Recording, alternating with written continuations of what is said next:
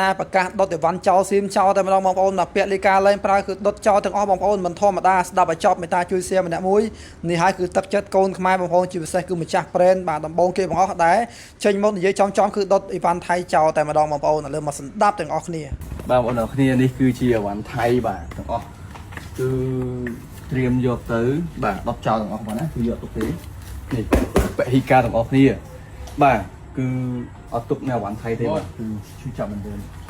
បាទនេះបាទជាអីវ៉ាន់ថៃទាំងអស់ដែលយើងត្រូវត្រៀមទៅដុតចោលទាំងអស់ណាបងប្អូនគ្នាបាទ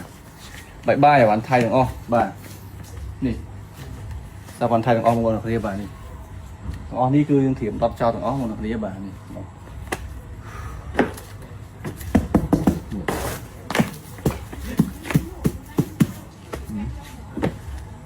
ចឹងបងប្អូនគ្នាចានឹងខ្ញុំគ្មានអីទេខ្ញុំជាអ្នកក្រក្រៃអ្នកក្រខ្សត់ម្នាក់ក៏ប៉ុន្តែខ្ញុំមានយោបល់មួយទៅកាន់បងអូនស្រីត្រីដណាเนาะហៅជាបងអូនទៅចោះព្រោះខ្ញុំមិនសូវចេះទេភាសាអ្នកមាននោះអញ្ចឹងខ្ញុំចង់ប្រាប់បងអូនថាបើបងអូនមិនអាចនឹងដុតចោលដដែលទេហើយម្យ៉ាងទៀតរបស់អស់ទាំងនឹងក៏យើងធ្លាប់ប្រើពីដើមមកថាវាក៏ល្អដែរតែដោយការយើងមិនត្រូវគ្នាយើងឆ្លោះគ្នាអីចឹងយើងស្អប់ខ្ពើមប៉ុន្តែ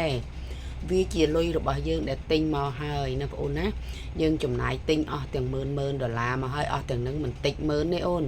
អញ្ចឹងអូនកុំដុតចោលវាអត់ប្រយោជន៍ពួកឯងដុតចោលក៏គេមិនបានជឿចាប់អីដែរក៏ប៉ុន្តែបងអូនយកមកចែករំលែកឲ្យទៅអូនចែកបងប្អូនយើងប្រើព្រី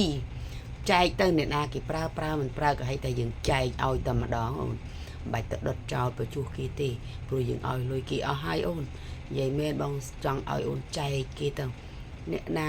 ឲ្យតែណាចែកព្រីអ្នកណាក៏យកដែរអូនយកទៅប្រើយកជូតគូតជូតក្តាំងអីក៏ធ្វើកើតដែរឲ្យតែចែកទៅអូនជឿចែកបានបុនទៀតហើយ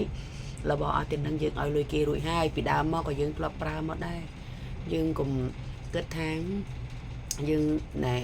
គ្មានអ្នកប្រើមិនជឿថាអត់ទេឲ្យតែអូនឯងឲ្យគេព្រីគេប្រើហើយជឿចែកតាចែកវិញល្អជាងកុំដុតចោលព្រោះយើងឲ្យលុយគេហើយអស់ហើយ